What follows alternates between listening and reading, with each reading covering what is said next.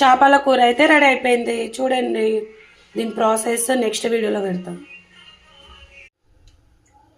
Hello అండి, ఇవాళ అయితే చేపల కూర వేస్తున్నా. చూడండి, మెంతులు, పసుపు 1 టేబుల్ స్పూన్, అల్లం పేస్ట్,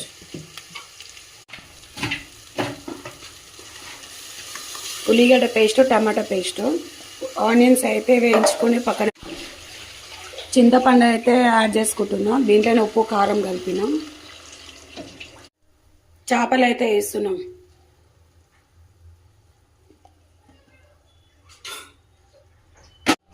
జీలకర్ర, మెంతుల పొడి, అలాగే గరం మసాలా, వామ వేయించుకొని మిక్సీకి పట్టుకున్నాం. కొత్తిమీర, పుదీనా యాడ్ చేసుకుంటున్నాం.